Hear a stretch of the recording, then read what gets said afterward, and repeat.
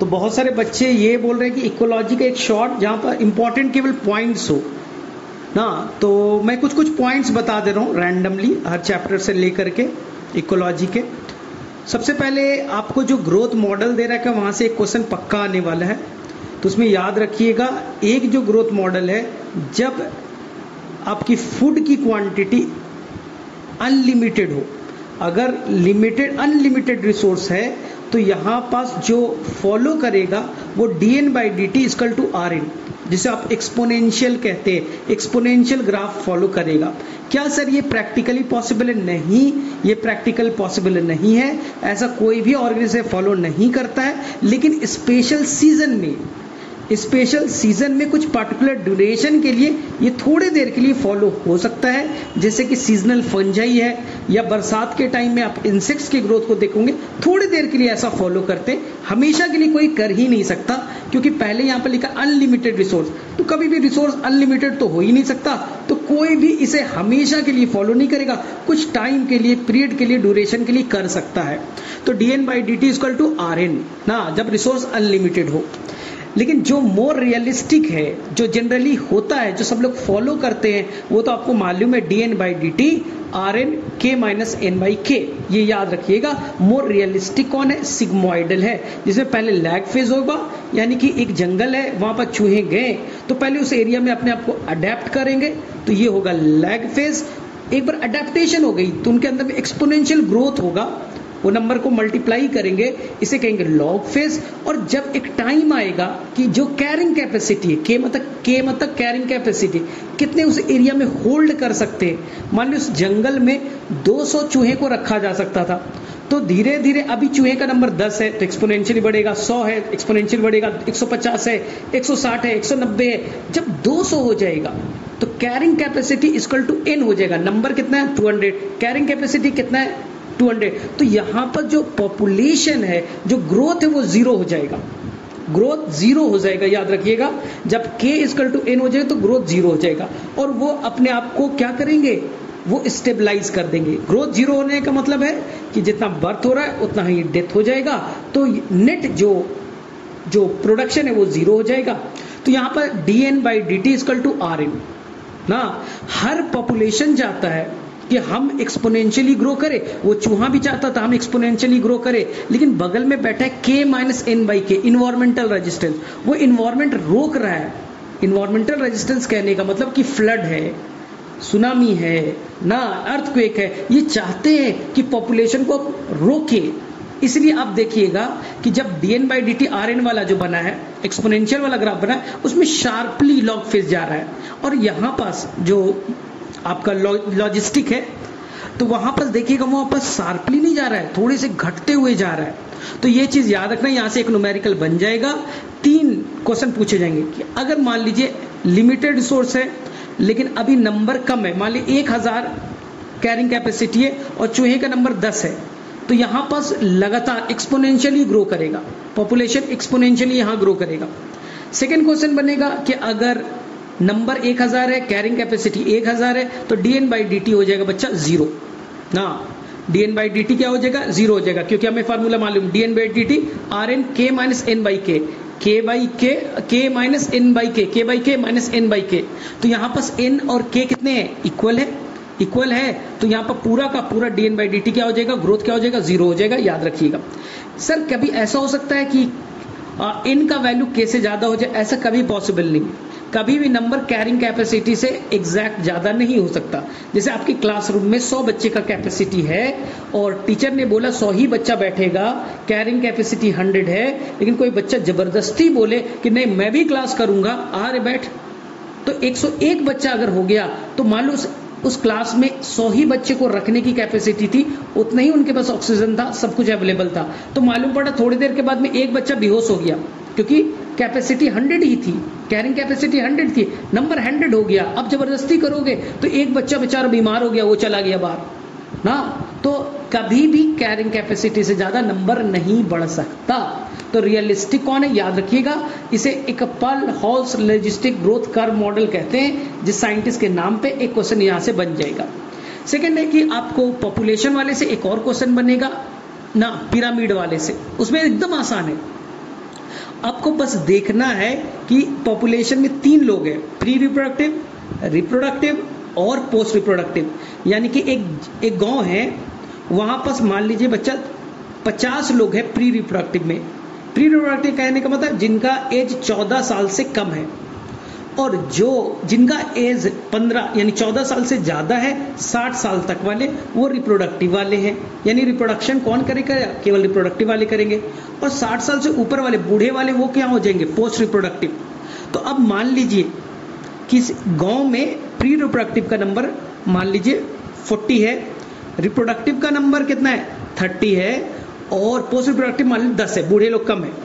तो यहां पर फ्यूचर को ध्यान रखना, याद रखिएगा, फ्यूचर को ध्यान में रखिए। रिप्रोडक्टिव लोग कितने हैं? 30 है, यानी कि मान लीजिए 30 रिप्रोडक्टिव लोग हैं तो 30 बच्चे पैदा होंगे।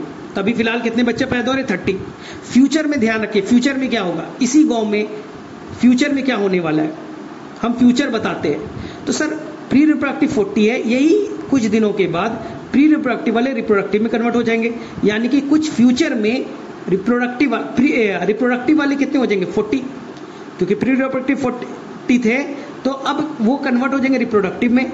तो बाद में रिप्रोडक्टिव हो गए 40, यानी कितने बच्चे पैदा कर सकते हैं? मान लीजिए एक रिप्रोडक्टिव वाला एक बच्चा पैदा करेगा तो अब 40 पैदा हो रहे।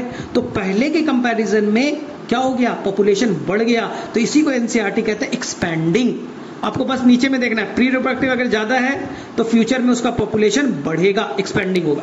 मान लीजिए सेकंड, सर प्री रिप्रोडक्टिव 40 है और रिप्रोडक्टिव भी 40 है, यानी अभी 40 बच्चे पैदा हो रहे हैं और बाद में उस गांव में फ्यूचर में भी 40 ही बच्चा पैदा होंगे, क्योंकि प्री रिप्रोडक्टिव और रिप्रोडक्टिव दोनों इक्वल है। तो ऐसे को कहेंगे स्टेबल है। अब तीसरा, प्री रिप्रोडक्टिव जो है वो 30 है और रिप्रोडक्टिव 40 है, यानी फ्यूचर में प्री रिप्रोडक्टिव वाले रिप्रोडक्टिव में कन्वर्ट होंगे तो नंबर घट जाएगा। तो बस आपको देखना है कि प्री रिप्रोडक्टिव का नंबर क्या है। अगर ज्यादा होगा, रिप्रोडक्टिव से ज्यादा होगा तो पॉपुलेशन एक्सपेंडिंग होगा, अगर दोनों इक्वल होंगे तो स्टेबल होंगे, अगर प्री रिप्रोडक्टिव कम होगा और रिप्रोडक्टिव ज्यादा होगा तो याद रखना वो डिक्लाइनिंग होगा। बस इससे आपके क्वेश्चंस बन जाएंगे। एक क्वेश्चन इसी से बन सकता है कि वो जंगल में जिम कॉर्बेट नेशनल पार्क है और अभी टाइगर का नंबर 100 है ना, तो एक फॉर्मूला बनाते हैं NT=, ठीक है, आपने एक फॉर्मूला इस तरह का बनाया होगा, NT+1 = NT B+I -D+E करके कुछ बनाया होगा। तो मतलब समझ लीजिए, यानी कि दिया है कि काजीरंगा नेशनल पार्क में 2020 में 100 टाइगर थे, पूछा जाएगा 2021 में कितना टाइगर होगा, तो आप बोलिएगा NT+1 यानी 2021 में कितना होगा, पहले कितना था 2020 में कितना था 100, 100 प्लस वहां कितने पैदा हुए, बर्थ नोट कीजिए, जिसे नेटलिटी कहते हैं, बर्थ मान लीजिए बच्चा 10 पैदा हुआ। अब वहां बाहर दूसरे जंगल से कितने आए ना, वहां से इमिग्रेशन, वहां कितने ऐड हुए, B+I आप लोग बनाते हैं ऐसा।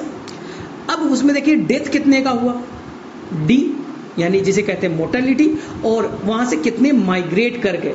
तो इस फार्मूला से एक क्वेश्चन पक्का वाला आ जाएगा, उसे सॉल्व कर लीजिएगा। फिर से बता देता हूं, NT+1 2021 में टाइगर का पॉपुलेशन कितना होगा, फार्मूला क्या, N पहले होगा T यानी कि 2020 में कितना था 100। अब बर्थ कितना हुआ, मान ले 20 पैदा हुए और बाहर से 5 आ गए, यानी 15 प्लस में गया, और वहां मर गए 5 मर गए और 2 वहां से भाग गए ना। तो इससे फार्मूला से आप सेट कर लीजिए, बर्थ कितना हुआ, ऐड कितने हुए, हो गया भाई, तो कितना हो गया 100 पहले थे और यहां बर्थ हुआ 10 और यहां पर मान लीजिए 5 ऐड हुए 115, और उसमें से मर कितने गए, 5 मर गए, 3 यहां से हमेशा के लिए चले गए। तो इस फॉर्मूला से आप सेट करके बना लीजिएगा, एक क्वेश्चन पक्का वाला आ जाता है। सेकेंड क्वेश्चन आता है कि स्मॉल b और स्मॉल d कैलकुलेट करने के लिए, कैपिटल B नहीं बोल रहा हूं, small b birth rate per capita और death rate per capita calculate करने के लिए सिंपल कैसे बनाइएगा। लोटस वाला एनसीईआरटी में एग्जांपल दिया है कि पहले उस तालाब के अंदर में 20 लोटस थे, अगले साल 8 लोटस और आ गए, 28 हो गए, 28 हो गए, तो मुझे बर्थ रेट पर कैपिटा बताइए। तो ध्यान से सुनना, टोटल नंबर ऑफ बर्थ कितने हुए, एक साल में कितने पैदा हुए, 8, इनिशियल पॉपुलेशन कितना था 20, 8/20 कर दीजिएगा, 0.4 जो भी आएगा आपका, वो आपका हो गया बर्थ रेट पर कैपिटा। यानी आपके घर में 5 लोग रहते थे, एक नए बच्चे का पैदा हो गया, तो पूछा जाएगा हर इंडिविजुअल के रिस्पेक्ट में कितने बच्चा पैदा हुए, तो आप कैसे निकालिएगा? एक बच्चा पैदा हुआ, टोटल इनिशियल पॉपुलेशन कितना था? 5, 1/5 कर दीजिए, 0.2 आंसर आ जाएगा, बर्थ रेट पर कैपिटा, इसी को स्मॉल बी लिखते हैं। इसी तरह से डेथ रेट पर कैपिटा जो एनसीईआरटी में दिया है कि 40 फ्रूट फ्लाई पहले थे, 4 मर गए, तो मरे कितने, डेथ कितना होगा? हुआ 4, इनिशियल पॉपुलेशन कितना है? 40, 4/40, 0.1 आ जाएगा। यानी तुम 5 लोग घर में थे, 1 लोगों का डेथ हो गया, तो आएगा स्मॉल बी निकालिए, मतलब हर इंडिविजुअल के रिस्पेक्ट में कितने का डेथ हुआ, तो निकालिएगा सर डेथ 1 का हुआ 1 और टोटल इनिशियल पॉपुलेशन कितना था? 1/5। तो ऐसे करके आप कैलकुलेट कर लीजिएगा। और B minus D equal to R होता है, याद रखना। What is R? Intrinsic rate of increase. इसी को हम लोग डार्विन फिटनेस कह देते हैं, यानी कि कोई ऑर्गेनिज्म इस इन्वायरमेंट में कितना फिट है, कैसे निकाल पाओगे? तो उसका सिंपल सा आंसर कितना पैदा होता है। फिट किसे कहेंगे? जो जितना ज्यादा पैदा हो रहा है और मर कम रहा है, यानी वो यहाँ के लिए फिट है। यानी B birth rate per capita minus death rate per capita, तो आर का वैल्यू जितना ज्यादा आएगा, इसका मतलब उसका बर्थ ज्यादा है, डेथ कम है, इन्वायरमेंट उसे सपोर्ट कर रहा है। इसी को हम लोग इन्वायरमेंटल फिटनेस भी कहते हैं, डार्विन फिटनेस भी कहते हैं, intrinsic rate of natural increase भी कहते हैं। क्वेश्चन में आगे स्मॉल आर कैलकुलेट कीजिए, तो आप small B minus small D को घटा दीजिएगा, आंसर निकल जाएगा। ठीक है, क्योंकि हमें फॉर्मूला वहां फिट भी करना है, dn/dt equal to rn। Are क्या था? यही था, intrinsic rate of natural increase. वहां क्या था? dn/dt rn k minus n/k। तो याद रखिएगा, ये 2 क्वेश्चन पक्का यहां से बन जाएगा। सेकेंड क्वेश्चन बनेगा कि सर रेगुलेटर कन्फॉर्मर का क्या कॉन्सेप्ट है? देखो, जो रेगुलेट उसे कहते हैं जो अपना बॉडी टेम्परेचर या अपने अंदर की ऑस्मोलरिटी, सॉल्ट कंसंट्रेशन, हमारे अंदर सॉल्ट कंसंट्रेशन तो अभी भूल जाओ, केवल टेम्परेचर तुम्हारे अंदर याद रखो। यानी कि तुम्हें ले जाकर के मैं अंटार्कटिका में रख दूं तब भी तुम्हारा टेम्परेचर 37, तुम्हें ले जाकर के हम सहारा डेजर्ट में डाल दे तब भी 37 होगा, तुम्हें ले जाकर के कहीं भी रखे तुम्हारा बॉडी टेम्परेचर कितना होगा? 37। यानी कि तुम्हें बाहर कितना भी फ्लक्चुएशन हो रहा है टेम्परेचर का, तुम्हारा बॉडी टेम्परेचर हमेशा कांस्टेंट है, यानी तुम रेगुलेटर हो, कभी भी चेंज नहीं होगा। तुम्हें गैस चूल्हे पे भी बैठा दे तो अंदर का बॉडी टेम्परेचर 37 ही रहेगा, बाहर में कुछ भी चेंज करे तुम्हारा बॉडी टेम्परेचर या ऑस्मोलरिटी हमेशा कांस्टेंट रहेगा। एक्सटर्नल कितना भी चेंज कर दीजिए, इसी ऑर्गेनिज्म को कहेंगे रेगुलेटर, जो अपने आप को रेगुलेट कर सके। तो कहा जाता है बहुत कम एनिमल्स हैं जो रेगुलेटर हैं, दुनिया का कोई भी प्लांट रेगुलेटर नहीं है, दुनिया के 99% जो एनिमल्स है वो भी रेगुलेटर नहीं है, वो कन्फॉर्मर है। सर कन्फॉर्मर क्या है? ऐसे समझो, अपने एक दूध ले लो अपने पतीले में, यानी कि जहां पर दूध डालते हो, कटोरे में दूध डाल दिया, उसको खौला दो, टेम्परेचर कितना हो जाएगा दूध का? Sir 80 degree, 90 degree, 100 degree. उसे ले जाके फ्रिज में रख दो, टेम्परेचर कितना हो गया? 4 डिग्री। फ्रीजर में रख दो, कितना हो गया? -20। यानी कि तुम बाहर का टेम्परेचर चेंज कर रहे हो, बाहर का कर दिया -20, दूध का हो गया -20। बाहर किया 4 डिग्री तो दूध का हो गया 4 डिग्री। बाहर का किया 37, दूध का 37। बाहर का किया 100 तो दूध का हो गया 100, खोलने लगा दूध। इसका मतलब है कि ऐसे ऑर्गेनिज्म अगर बाहर का एक्सटर्नल आप चेंज करें, उसी अकॉर्डिंग वो अपने आप को चेंज नहीं कर पाएगा ना। मतलब बाहर का आपने चेंज किया, आप उसी अकॉर्डिंग वो अपने आप को फ्लक्चुएट कर लेगा, इंटरनल बॉडी टेम्परेचर कांस्टेंट नहीं रहेगा। तो जिसके अंदर में अपने टेम्परेचर को कांस्टेंट ना रखे, फ्लक्चुएट करे, एक्सटर्नल चेंज किया, इंटरनल चेंज करे, इसी को कहते हैं हम लोग इसे हम लोग कहते हैं कन्फॉर्मर। जो 99% जो एनिमल्स है वो कन्फॉर्मर है, 100% प्लांट है वो कन्फॉर्मर है। इसी तरह से what is the partial regulator? जो थोड़ी देर के लिए करे, थोड़े देर के लिए करें। जैसे कि मैंने ग्लास में पानी लिया और उसे फ्रिज में डाल दिया, अभी टेम्परेचर कितना था? 37, फ्रिज में डाल दिया, मान लो ग्लास का टेम्परेचर अभी भी 37 है, बाहर 4 डिग्री, कोई मतलब नहीं, उसे ले जाके फ्रीजर में रख दिया, -20, फिर भी अपने आप को मेंटेन रखा है ना।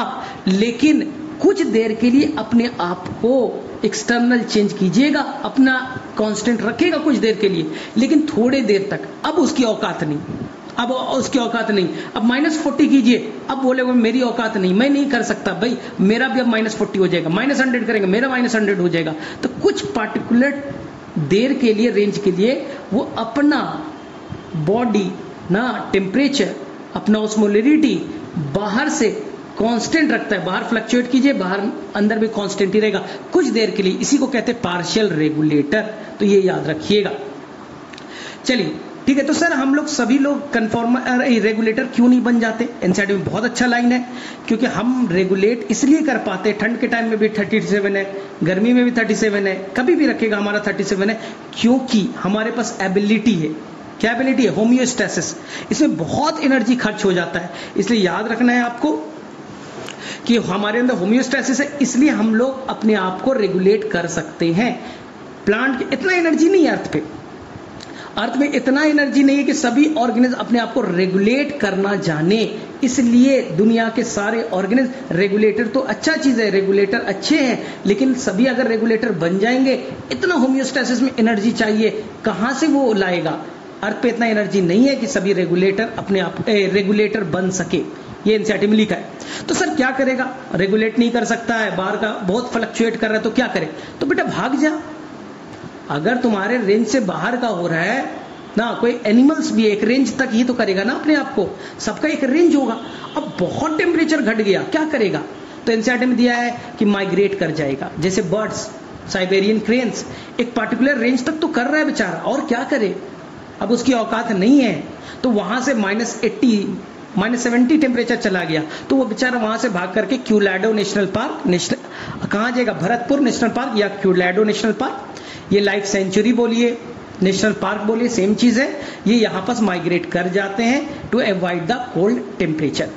तो अगर ऐसे एनिमल्स है जो भाग नहीं सकते तो सस्पेंड हो जा, वहीं छुप जा, इसी को कहेंगे सस्पेंशन कहेंगे ना। आप लोग पढ़ते हो सस्पेंशन, अपने आप को सस्पेंड कर ले भाई। तो यहां पर सस्पेंशन दो तरह का दिखेगा, ठंडे में करता है, ठीक है, और एक गर्मी में करेगा। तो एक को हम लोग एस्टिवेशन कहेंगे और एक को हम लोग हाइबरनेशन कहेंगे। एक को विंटर स्लीप कहेंगे, एक को समर स्लीप कहेंगे। सिंपल सा क्वेश्चन पूछ दिया जाता है कि हाइबरनेशन कौन है? ठंडा स्लीप। एस्टिवेशन कौन है? गर्म वाला स्लीप, ठीक है। लेकिन ये हो गया अपने आप को छुपाने का। लेकिन कुछ ज़ूप्लैंक्टन वगैरह क्या करते हैं, वो अपने ग्रोथ को पॉज कर लेंगे ना, वो अपने ग्रोथ को कर लेंगे पॉज, इसे कहेंगे डायापॉज ना। कुछ इक्वेटिक ऑर्गेनिज्म जो है, जो प्लैंकटन वगैरह, वो अपने ग्रोथ को करेंगे पॉज, इसे कहेंगे हम लोग डायापॉज। क्योंकि अनफेवरेबल कंडीशन है, कंडीशन फेवर आएगा, हम वापस से अपने आप को चेंज कर लेंगे, इससे क्वेश्चन बन जाएगा, ठीक है। सेकेंड एनसीईआरटी में दे रहा हूं, एडेप्टेशन के ऊपर में हमेशा क्वेश्चन आता है कि कैंप प्लांट के अंदर एडेप्टेशन क्या है, ठीक है भाई, कि वो अपने स्टोमाटा को रात में खोलेगा, दिन में बंद रखेगा, तो ट्रांसपीरेशन से अपने आप को बचा सकता है। इसी तरह से कुछ जो कैक्टस वगैरह है, वो अपने लीफ को थॉर्न, कैक्टस जो है वो अपने लीफ को स्पाइन में कन्वर्ट कर लेंगे, कुछ थॉर्न बन जाएगा। यहां पर एनसीईआरटी डायरेक्टली लिख देता है, लेकिन याद रखना है कि लीफ के मॉडिफिकेशन से स्पाइन बनता है और स्टेम के मॉडिफिकेशन से थॉर्न बनता है।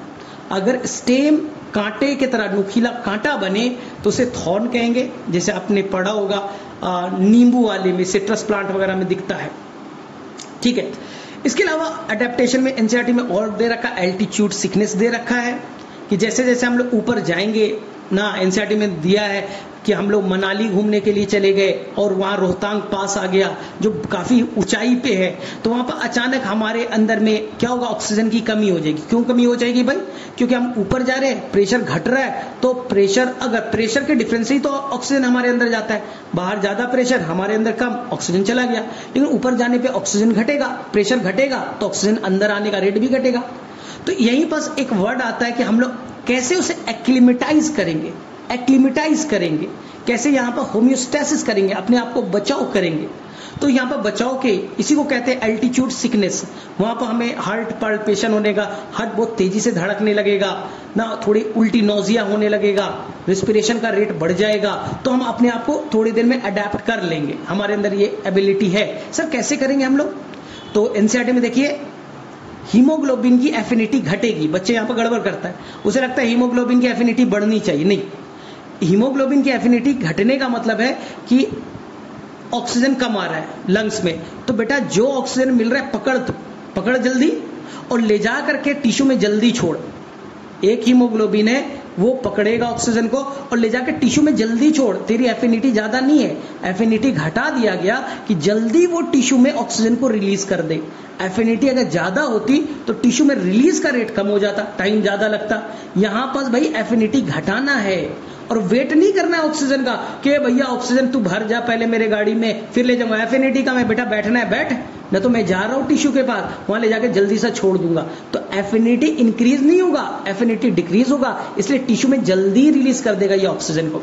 हार्ट बीट का रेट बढ़ जाएगा, आरबीसी का प्रोडक्शन बढ़ जाएगा। तो जो ये दिया है, यहां पर एक ही बच्चा वो कंफ्यूज करता है कि हीमोग्लोबिन की क्या होगी, एफिनिटी घटेगी या बढ़ेगी। याद रखना है एफिनिटी घटेगी, ठीक है। तो इसी तरह से इस टॉपिक में आपको गड़बड़ नहीं करना है, बहुत छोटे छोटे से टॉपिक होंगे, ठीक है।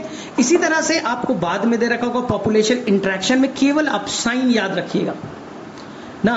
Sir what is the positive interaction? दो ऑर्गेन्स के बीच में रिलेशन है, दोनों में या तो दोनों को फायदा है या तो एक को फायदा है, इसमें नुकसान किसी का ना हो। सिंपल, जिसमें किसी का नुकसान ना हो, या तो दोनों का फायदा हो जाए, एक को फायदा हो ना, एक को जीरो मिल जाए, भैया नुकसान किसी का ना हो। एक का फायदा तो होना ही है ना, या दोनों का फायदा हो तो नुकसान किसी का ना हो ना, इसे हम लोग कहेंगे पॉजिटिव इंटरेक्शन। और सेकंड कौन है? निगेटिव, जिसमें किसी ना किसी का नुकसान होना मस्ट है।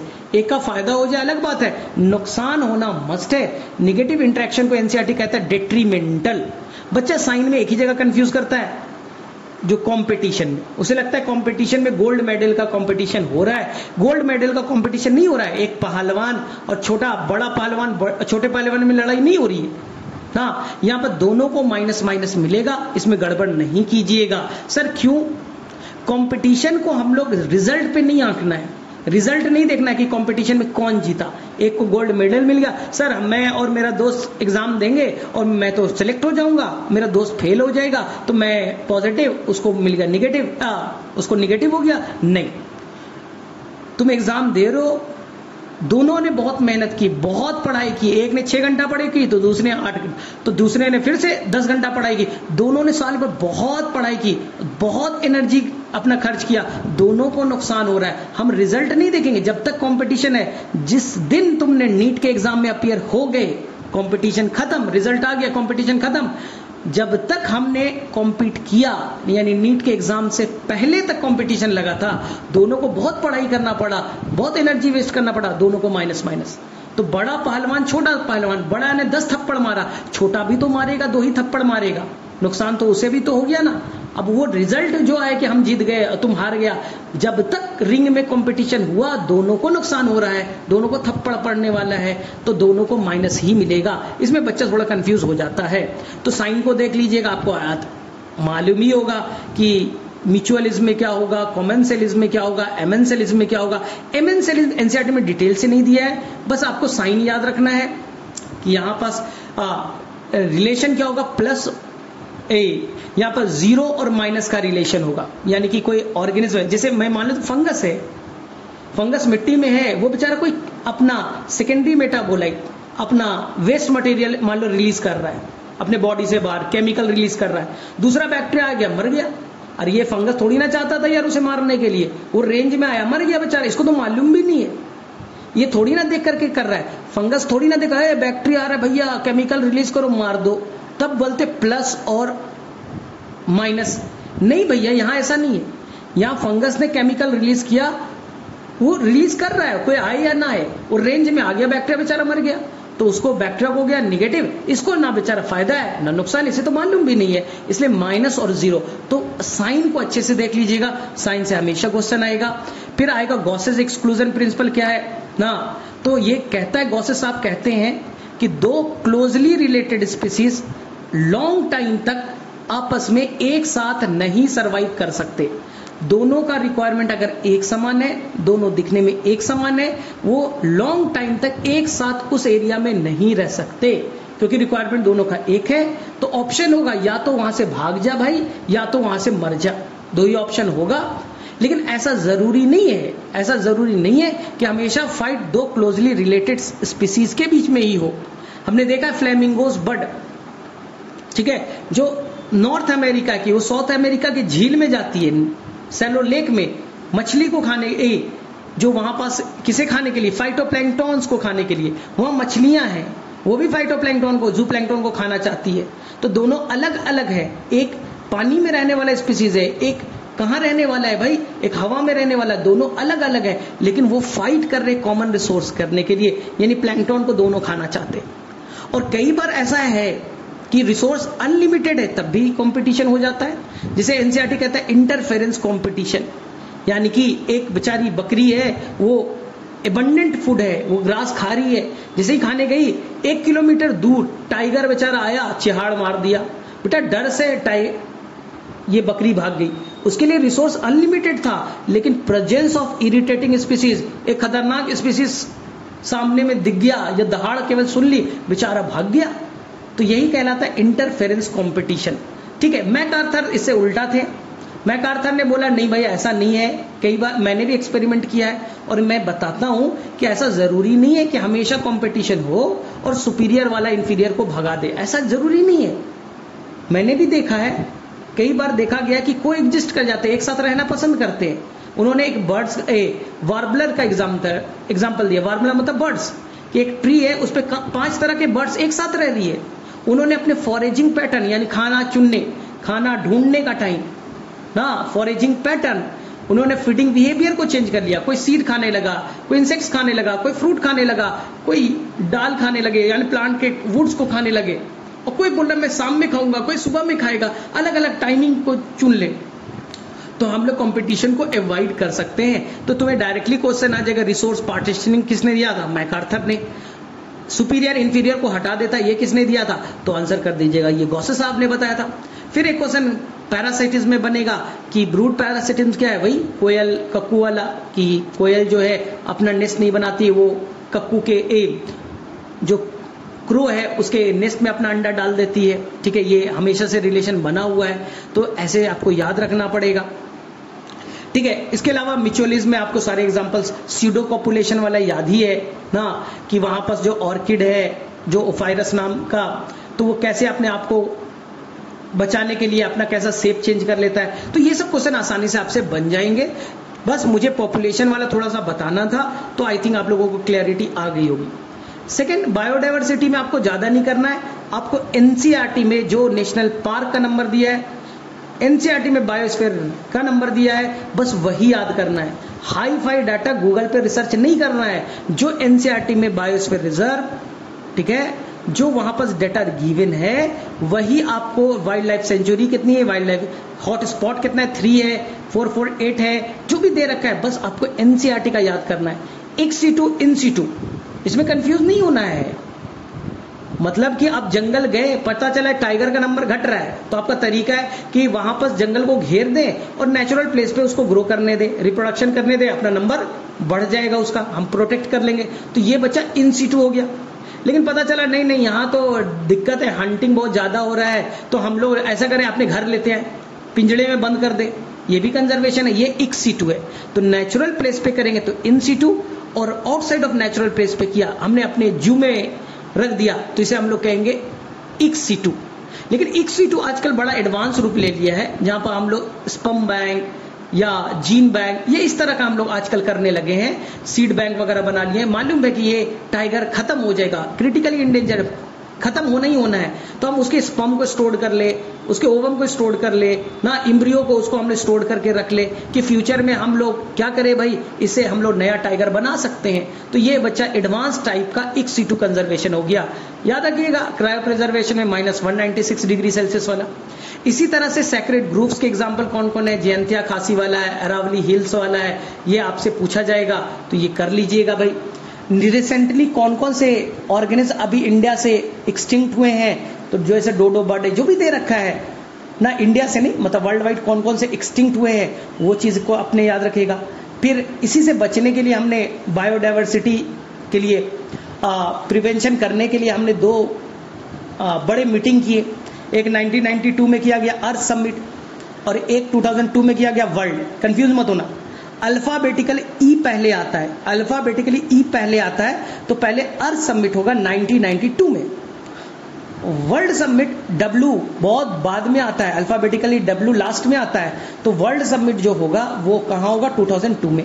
कौन? रियो डी जेनेरियो में होगा, एक जोहान्सबर्ग में होगा। डायरेक्टली ये क्वेश्चन पूछा गया है, तो ऐसे क्वेश्चन बनने के पूरे चांसेस होते हैं। और पाई चार्ट जो एनसीईआरटी में दे रखा है बायोडायवर्सिटी में, बस वही देखिएगा कि फंगस का नंबर ज्यादा है कि एंजियोस्पर्म का ज्यादा है, एम्फीबियंस में फिश ज्यादा है कि रेप्टाइल्स ज्यादा है। वो जो पाई चार्ट एनसीईआरटी ने 3-4 बनाए हैं उसको अच्छे से देखे जाइएगा। बायोडायवर्सिटी में इससे ज्यादा क्वेश्चन नहीं बनेगा, ठीक है? बहुत ज्यादा हाई फाई में नहीं जाना है ना, ठीक है? और वो सब देख लीजिएगा, रिवेट पॉपेट हाइपोथेसिस ना पढ़ा भी होगा कि जो साइंटिस्ट मानते थे कि जहाज के तरह इकोसिस्टम एक जहाज के तरह है, और पॉपेट मतलब स्क्रू, नट वोल्ट ना, और ये जो एक इकोसिस्टम है उसमें बहुत सारे नट वोल्ट है, मतलब एक जहाज इकोसिस्टम है और उसमें छोटे छोटे स्क्रू लगे हुए, नट वोल्ट लगे हुए, वो एक स्पीसीज है। तो हम स्पीसीज को, नट वोल्ट को खोलना स्टार्ट करें, हम गए जहाज में और हमने कार जो चेयर था वहां से नट वोल्ट निकाल लिया, पॉपेट निकाल दिया। हम गए दूसरे दिन, वहां पास क्या लगा हुआ था? मिरर लगा हुआ था, ऐनक लगा था, उसका नट वोल्ट निकाल दिया। कोई फर्क पड़ेगा क्या? नहीं पड़ेगा। नीचे में केबिन बना हुआ था, छोटा छोटा केबिन, मैंने उसमें से नट वोल्ट निकाल लिया, फर्क नहीं पड़े। लेकिन अगर आपने विंग से, डैने में से अपने पॉपेट निकाल दिए यानी नट वोल्ट निकाल दिया, तो बेटा पूरा फ्लाइट डैमेज हो सकता है, क्रैश हो सकता है। तो ये कह रहा है कि कुछ कुछ ऐसे स्पीसीज है जो इकोसिस्टम के लिए बड़ा इंपॉर्टेंट है ना, अगर उनको तुमने हटा दिया, वो कीस्टोन स्पीसीज है, बड़ा इंपॉर्टेंट है, उन पे पूरा इकोसिस्टम डिपेंडेंट है, उनको अगर हटा दिया तो पूरा का पूरा जहाज जैसे कोलैप्स कर जाएगा, उसी तरह से पूरा इकोसिस्टम कोलैप्स कर सकता है। एनसीईआरटी कहता है कि शुरू शुरू में तो कुछ पता नहीं चलेगा, छोटे छोटे रिवेट निकालते जाओ ना, लेकिन अगर तुमने पूरी लार्ज स्केल में अगर निकाल दिया तो धीरे धीरे डैमेज तो हो ही जाएगा। और उसमें तुमने अगर कहां से विंग्स वाला निकाला तो ज्यादा डैमेज होगा, चेयर वाला निकाला तो कम डैमेज होगा। यानी इकोसिस्टम में अलग अलग तरह की स्पीसीज है, कुछ स्पीसीज को अगर निकाल भी देते तो फर्क नहीं पड़ता, लेकिन जो इंपॉर्टेंट को निकालेंगे तो फर्क तो पड़ेगा ही पड़ेगा, ठीक है? तो यहां पर पॉल इल्ड्रिक का भी एक शायद कॉन्सेप्ट होगा, ठीक है? रिवेट पॉपेट हाइपोथेसिस दे रखा है, तो यहां पर जो साइंटिस्ट का केवल नाम है उसको अच्छे से कर लीजिएगा, तो मेरे से ये इनफ होगा।